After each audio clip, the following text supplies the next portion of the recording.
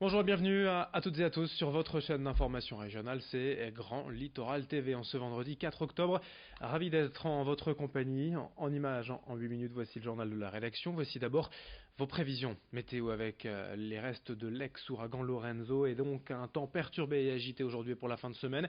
Du vent aujourd'hui sur la côte d'Opale jusqu'à 65 km par heure en rafale, des nuages, des pluies, des températures en très légère hausse, 15 degrés à Boulogne au Touquet, 16 degrés ailleurs à Dunkerque ou à Calais. Dès aujourd'hui jusqu'à ce week-end, le temps devrait rester perturbé. Beaucoup de nuages, des pluies, du vent sur le littoral Côte d'Opale. À la une tout d'abord, une image avec l'arrivée hier en gare de Paris-Nord du train aux couleurs du dragon de Calais. Le train spécial couvert d'une fresque représentant l'animal mythique qui débarquera, je vous le rappelle, à Calais début novembre. Le train arbore sur ses rames motrices avant et arrière la tête de l'animal tel qu'il est présenté pour l'instant par ses créateurs de la compagnie La Machine. Encore un mois d'attente pour le découvrir en vrai dans les rues, mais déjà avec ce train, la ville espère attirer du monde car ce TGV va circuler sur le nord de la France entre Paris, Lille et la cité des Cibourgeois durant tout le mois d'octobre. Un vecteur de communication important. Présentation et explication au micro de Corentin Escaillé. Quand on travaille de façon technique, en dessin sur une surface 2D, sur un écran après d'ordinateur, on n'a pas vraiment la notion quand même soit du volume, soit de l'espace, soit le volume que ça prend dans cet espace qui est une gare.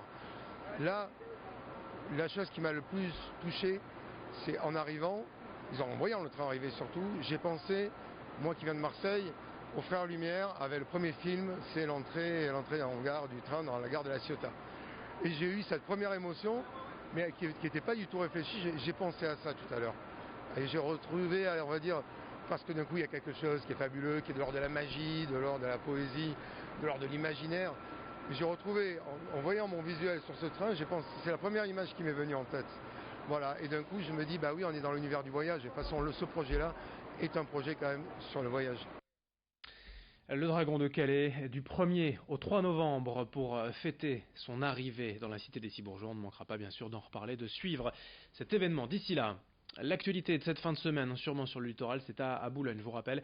Cette opération de déminage d'envergure prévue dimanche aux abords du port, un périmètre de sécurité important de 1500 mètres autour de la zone de déminage.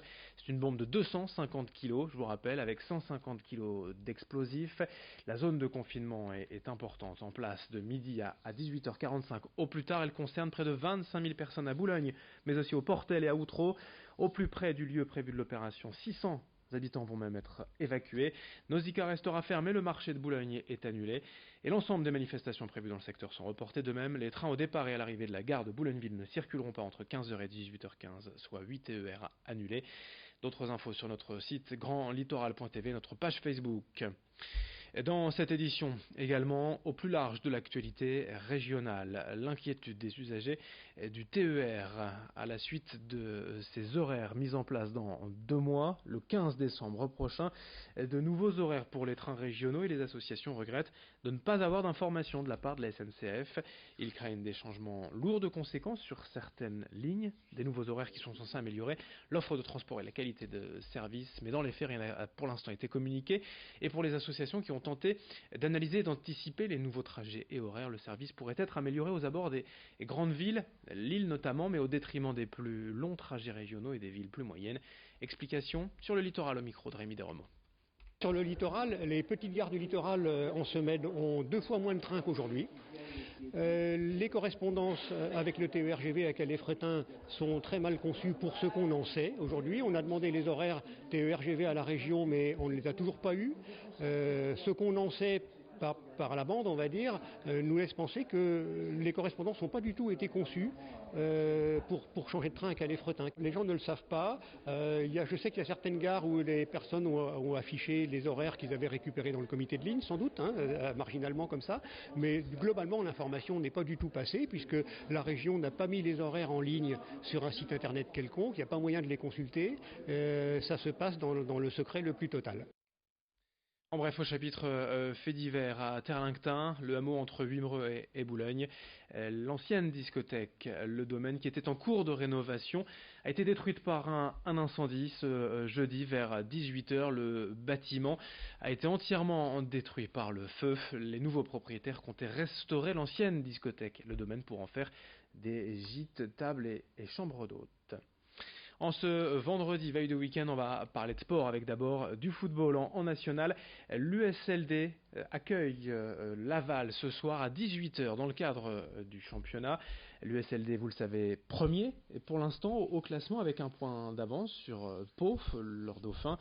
Les derniers résultats ont été plutôt satisfaisants du côté de Dunkerque, mais le coach Claude Robin se méfie face à une équipe de Laval habituée de la Ligue 2 qui laisse quand même une dernière impression plus maussade avec 3 défaites d'affilée. Le coach se méfie tout de même. Il est au micro de Corentin Escaillé.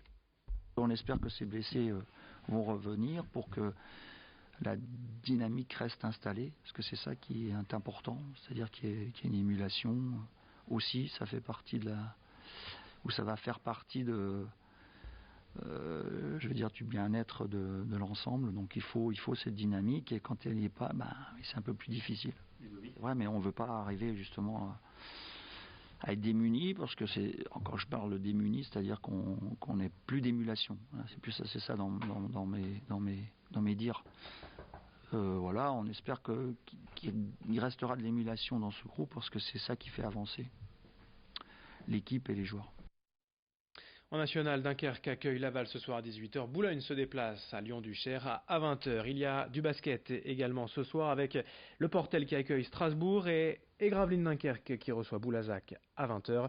Du côté des Gravelinois, la préparation d'avant-saison a été largement perturbée et le BCM a perdu ses 2 premiers matchs de championnat, certes contre des adversaires difficiles, Monaco et Nanterre. Face à Boulazac ce soir, le coach gravelinois espère rebondir à domicile, qui plus est. On l'écoute au micro de Corentin Escaillé. Alors déjà la difficulté pour nous, mais c'est comme ça, c'est qu'on a joué dimanche et qu'on rejoue vendredi. Donc quand on sait que voilà, hier lundi c'était plus une journée de récupération à base de soins, de vidéos, on n'a pas pu commencer à travailler sur Boulazac, donc on commence qu'aujourd'hui, on a demain et jeudi, donc on a peu de temps pour préparer le match. Boulazac a joué samedi, donc eux ils ont une journée de plus, c'est mine de rien, c'est très important. Donc ça c'est la complication déjà et tout, mais malgré tout ça il faut arriver à préparer ce match là au mieux avec le plus grand soin. Les joueurs font beaucoup d'efforts pour qu'on essaye d'avancer.